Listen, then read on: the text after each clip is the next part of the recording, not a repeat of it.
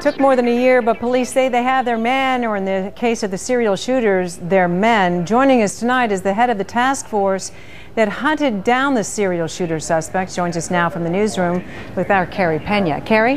Hi, Patty. We're joined now by Bill Lewis, who is the Assistant Chief of Police here in Phoenix. Bill, thanks so much for being here with us tonight. Let's start with today's developments. What was your reaction to Dale Hausner doing a jailhouse interview? Well, I think all of us were pretty surprised to see that he did that, number one. I can understand why he felt compelled to do that. This became very popular over the last couple of days. He has family in town. He has people who live here as a child and so forth. Maybe he felt compelled to immediately get some information out that he felt would make him feel better. But we were very surprised. We were not surprised when the public defender came in and ended it, though, rather abruptly. Yeah, because he really took quite a few minutes of talking to the media, answering questions. Then all of a sudden, his assigned attorney came in and said, "Hey, I got to cut this thing short." Right, and that was probably good advice by the attorney. Okay, you were talking to me about the degree of difficulty with this case. You've been in law enforcement here in the Valley for nearly 30 years. These were, as you described them, stealth attacks. What have you guys been up against?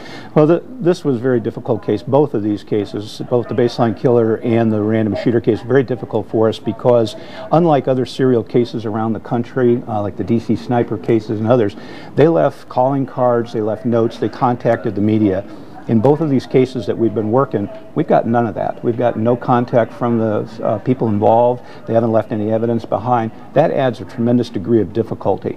And it's hard enough to run one investigation on these types of cases, either the baseline killer or the other one, but when we have two going on simultaneously, that really taxed the investigators in this particular case. What do you think was the one piece of evidence that really put you guys over the edge to be able to make an arrest? I know at the news conference on Friday, you said you had more than probable cause to make this arrest. If there is one piece of evidence that stands out in your mind, what is that?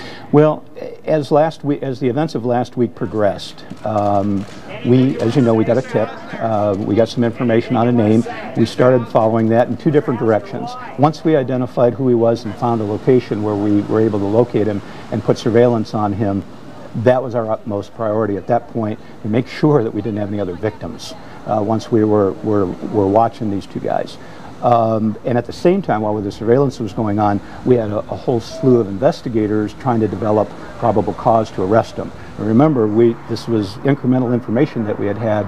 We didn't want to stop him and arrest him prematurely without making sure, number one, that we had the right guys, but that we would have enough to hold him and that the county attorney would be able to charge him. Yeah, that the charges will stick. That they will stick, right. We suspected, based on the original information that we had gotten from a tip, and as things started to progress, their actions under surveillance, some other things that happened, but I think probably the one incident that was when one of them had taken the trash out, and I think that was reported in the media already.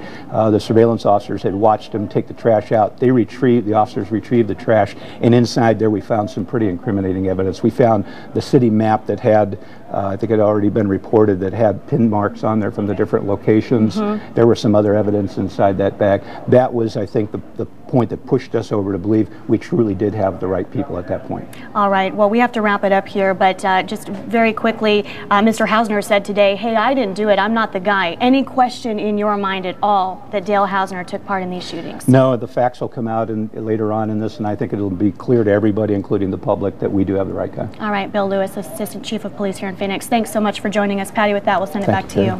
All right, thanks very much. And police released more information today about one of the serial shooter's latest victims. We'll have that story coming up in just about 15 minutes here on Good Evening Arizona. Of course, for the very latest on this case and the hunt for the baseline killer, the other serial predator out there, keep your web browser locked on to azfamily.com. There you can also find the very latest weather information. Oh, really? Because, yes, of course. well, of course you can, because they have